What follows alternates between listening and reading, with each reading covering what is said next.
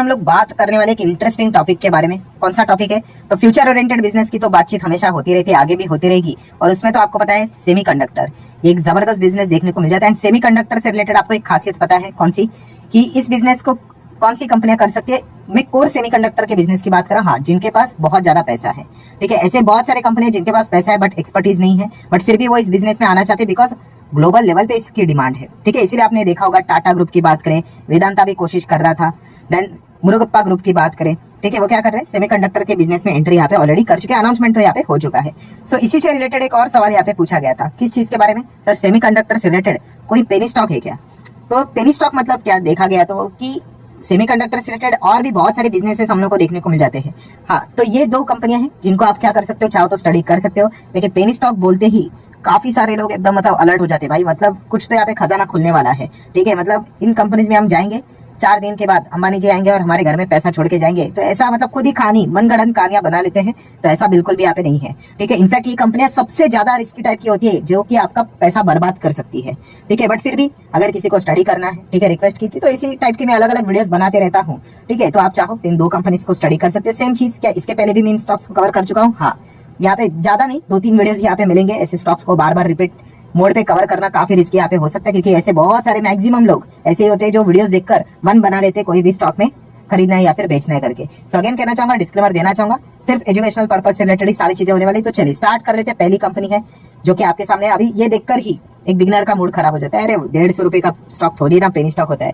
भाई ऐसा नहीं होता है। अगर आप कंपनी का मार्केट कैप देखोगे तो उस हिसाब से डिसीजन लिया जाता है कि कंपनी पेनी है या नहीं। तो कंपनी छोटी ही है, 600-700 करोड़ का मार्केट कैप देखने को मिल जाता है। अभी तो थोड़ा तो इंप्रूव हुआ है, इससे भी कम ये कंपनी देखने को आते मिलती थी। कंपनी का नाम है दोस्तों स्पेल सेमीकंडक्टर लिमिटेड। इनके नाम में ही सेमीकंडक्टर आ जाता है, तो थोड़ा सा अनुमान आ जाता है। 5 दिन का क्या है परफॉर्मेंस हुआ, 19% की रिटर्न, महीने भर में 87 डबल हो गया। ठीक है, 6 महीने की बात करें तो 200% के रिटर्न है, साल भर की बात करें तो 250%, 5 साल की बात करें तो 1800। आप देख सकते हैं इसके पहले एकदम ये रॉकेट बना था।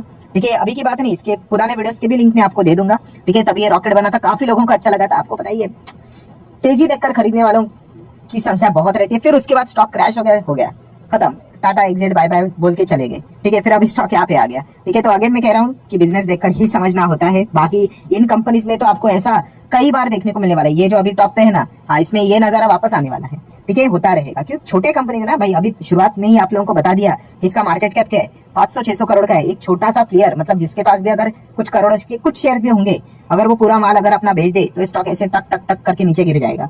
ठीक है, तो यही मतलब बोला जाता है, इनमें ऑपरेटर भी आपको देखने को मिल जाते हैं। ठीक है, बड़े कंपनीज में तो ऑपरेटर खुद ही शिकार हो जाएंगे, क्योंकि वहां पे करोड़ का रोज डीलिंग होता है। इन कंपनीज में इतना नहीं, बहुत ही छोटी कंपनियां होती है। तो आप देख सकते हो, कोई अच्छी खबर आती है, स्टॉक एकदम से रॉकेट बन जाता है। फिर उसके बाद पूरा मतलब बोलते हैं ना, अगर कुछ भी खबर नहीं आती है तो स्टॉक सीधा क्रैश, आराम से 50, 60, 70, 80, 90% भी गिर सकते हैं। ठीक है, फिर उसके बाद कोई खबरें आ गई, फिर वापस स्टॉक भागेगा। तो इस प्रकार का ड्रामा जो झेल सकता है ना भाई, मेंटली इमोशनली, वही ऐसी कंपनीज में जाने का विचार यहाँ पे कर सकता है। जाना नहीं जाना है भाई, वो आपकी मर्जी। तो स्पेल सेमीकंडक्टर, इस कंपनी को आप चाहो तो स्टडी कर सकते हो। कुछ और भी एक्स्ट्रा पैरामीटर स्पेसिफिकेशंस देख लेते हैं कंपनी का। कुछ खास तो मिलेगा नहीं, क्योंकि कंपनी इतने छोटे छोटे कंपनीज है, रिटर्न्स कंपनी के नंबर कुछ खास नहीं होते। रिसेंटली भी कंपनी के क्वार्टर के नंबर देखोगे, लॉस में ही थी कंपनी। देखो, लगातार लॉस में है। देखिए, पहले से ये कंपनियां हम लोग को घाटे में ही देखने को यहाँ पे मिल जाती है। ठीक है, 3 क्वार्टर भी अगर आप देखोगे घाटे में ही। ठीक है, सेमीकंडक्टर का जो एकदम हायर लेवल का जो डिमांड है, वो अभी हम लोग को और एकदम स्पाइक पकड़ते हुए देखने को मिल रहा है। ठीक है, तो वापस यहाँ पे रिकवरी होने के लिए कंपनी को तो टाइम लगेगा ही। एंड ईयरली परफॉर्मेंस अगर हम लोग देखेंगे, ईयरली मतलब कब से देख रहे हैं, 2012 से, तो 10 साल का रफली डेटा मिल जाता है। तो काफी फ्लक्चुएशन रहेंगे।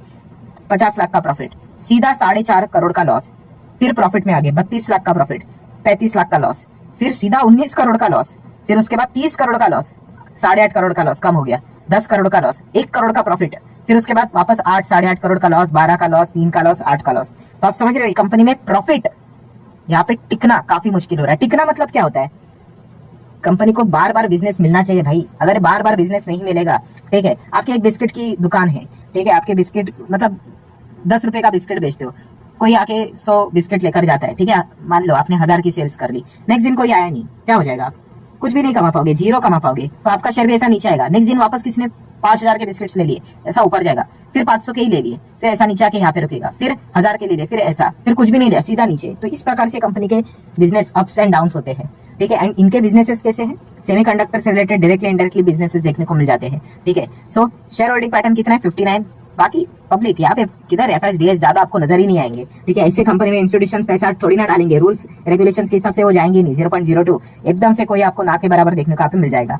सो पहली कंपनी आपको पता चल गई कौन सी, स्पेल की। यहाँ पे हम लोग यहाँ पे बात कर रहे थे। अगर आप देखोगे स्पेल का रिजर्व क्या है, 25 करोड़ का रिजर्व कम, 13 करोड़ फिर 3, जो भी कमाया था रिजर्व यहाँ पे घटते हुए देखने को यहाँ पे मिल रहे हैं। ऐसा नजारा ही देखने को मिलेगा आपको, कोई स्ट्रॉन्ग बैलेंस शीट नजर नहीं आएगी। 19-20 करोड़ का कर्जा रहेगा, हर जगह पे कर्जा ही आपको देखने को मिलेगा। एंड कैश भी कितने कंपनी के पास, चलो कुछ भी नहीं है। ठीक है, तो आपको समझ में आ गया होगा कि ये कंपनी कैसी, इसीलिए तो इनको पेनी स्टॉक्स ऐसा बोला जाता है। कुछ खास नहीं, यहाँ पे पैसे उड़ने के चांसेस रहते हैं, बट फिर भी इनके पास एक उम्मीद है, कौन सी, हाँ, भविष्य में सेमीकंडक्टर का जो डिमांड लगातार बढ़ते हुए देखने को मिलेगा, इस चीज के चलते इन कंपनीज को भी छोटा मोटा कुछ ना कुछ बिजनेस हाथ में लग जाएगा।